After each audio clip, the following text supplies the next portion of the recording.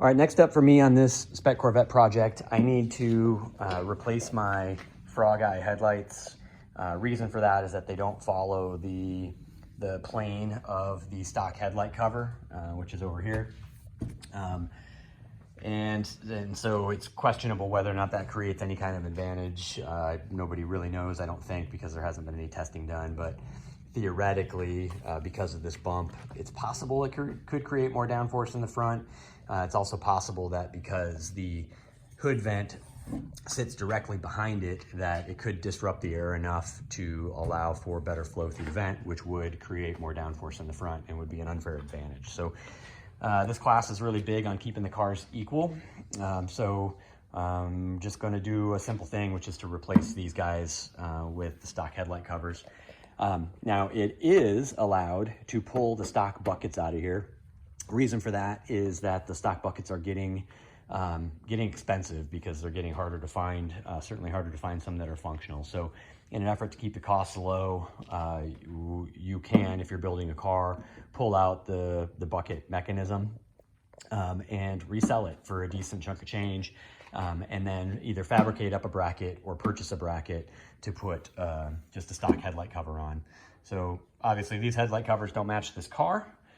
So in an effort to make it look a little bit decent, what I've done over here is I just went ahead and used a carbon fiber wrap, vinyl wrap. It was like 20 bucks for a roll of it on Amazon, and I wrapped the headlight cover. So actually it looks fairly decent, a heck of a lot better than red. So anyway, I'm in the process of doing that. You can see I started already on the passenger side of the car. The brackets I'm using in this particular case are the Electron Sport brackets. They're pre-made. I went that route because frankly, I just didn't want to spend the time trying to figure out how to fabricate a bracket and get everything to line up. The truth of the matter though is that the bracket doesn't have enough adjustability for this particular car to get the headlight cover to align and sit inside of the basically the opening nicely and symmetrically and all of that. So I ended up having to do a fair amount of modification. Essentially, you got this bracket here, which if I can do this one-handed. These holes basically attach to existing studs that are coming out of the wheel housing in the front, and then these guys over here are the bolts that attach it to the frame, and those are effectively your mount points. And so when I went to mark in, essentially what was happening, I'll show you over here, is that the front was sitting too low and I didn't have enough adjustability to pull it up, so it was angled too low. The other thing is it was too far forward, so it was bumping up against my bumper. And then on the other side, the back end was sitting too low, right? So I don't have this fully done yet, but you can kind of see how it wanted to sit, which is right there, and it left a giant gap. So I had to do a bit of modification in order to get this to work. So first off, on the headlight cover, because this was the easiest thing to work with, this is one of the mount points. So I drilled that out a little bit to get some play so that I could actually slide the headlight cover back. The other thing I did is with the bracket where it attaches at the bottom, so I'll show you on this guy, where it attaches at the bottom of the wheel housing, I ended up putting some washers behind it so that I could effectively shim the thing forward so that it sits at an angle, and that brought up the nose, right, of the headlight cover. And then the next thing I'm gonna have to do, which I haven't done yet, which is you can kind of see how these are aligned now. This is my attachment point, but this is where I need to attach it, and obviously they don't line up. So I'm gonna just have to make myself, I think, a piece of sheet metal or something like that to attach down here, and then screw into up top in order to get that sorted. So by the time all of that was said and done, I probably spent a little bit less time working on this than I would have if I had to fabricate my own bracket. So if I were to do this again, I would probably just fabricate my own bracket.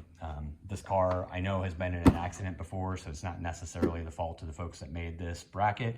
It's just that there's no adjustability in it. for a car that's been banged up. And the fact of the matter is that if you're racing cars, at some point in time, the car's probably going to get banged up. And so you really want to have something that gives you a little bit more flexibility to adjust that thing and have it at least still look decent. So anyway, that's what's going on with this. I'm going to get to work on pulling this guy out and getting this headlight cover wrapped in vinyl to make it look pretty and have it match the silver on the car.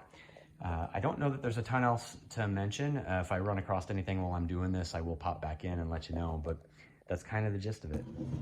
All right, well, getting a kind of an inside view, I got the other driver's side bracket in, and this is kind of looking at it from the inside, although it's a little hard to see. This side was similar to the passenger side in that I ended up having to shim this guy, which is a little bit hard to see, but I guess if we get down here, you can kind of see. So I've got a little stack of washers behind this to try to get me a little bit more angle to raise the front end of the bracket. The top ones don't have anything holding on to it. This one did line up a little bit better over here, so I'll actually be able to get the bolt in, which I haven't done yet. On the passenger side, it would not line up, so the only thing actually holding it are the studs there, and here, and then of course attaching to the light itself. So I had to do the same thing, which was elongate the holes in the cover in order to be able to slide it back a little bit towards the hood. So I guess kind of the same situation, just not quite as bad. So anyway, that's in place. I'll give you another look at it from the top here. All right, so back up top, over on my passenger side, you can see what I did here to attach this, because like I mentioned before, I had to raise up the back of it. So I just took a piece of sheet metal, stuck it behind there, and I used some self-tapping screws to essentially bolt into it. And so this is kind of a decent illustration of the bracket and where the strength is. So if I push back here, there's literally no movement at all in the headlight cover. But if I push down here, it moves a fair amount, and that's really just a function of the strength of the bracket, right? So everything, all of its strength is essentially coming from the back, and out front it's just kind of hanging free. So I guess I'll see. I've got a race this weekend at Auto Club Speedway, which is the highest speed track we've got out here on the west. You know, we'll see speeds of probably around 155 or between 155 and 160 on that track. So we'll see what the force does there. I think most of it is going to be kind of back here, so should be all right. Over here on the driver's side, like I said, same situation in terms of like essentially where the strength is, and same situation in having to drill out the holes on each side of the cover so that I could slide it back. But overall, I'll close the hood here. It lined up pretty well. I got a little bit, I'm a little bit closer on the front on both sides than I would like to be, and a little bit more of a gap on the back, but aerodynamically, air will flow over the top of it, I think, just fine. So for now, it is what it is, because I need to get this thing loaded up and in the trailer, but down the road, I may end up redoing this thing. So I guess the net is, I do recommend getting your headlight bucket mechanism out of there to both save weight and save a little bit of money. But in terms of using a bracket, you might be better off at this point fabricating your own until one hits the market that has better adjustability.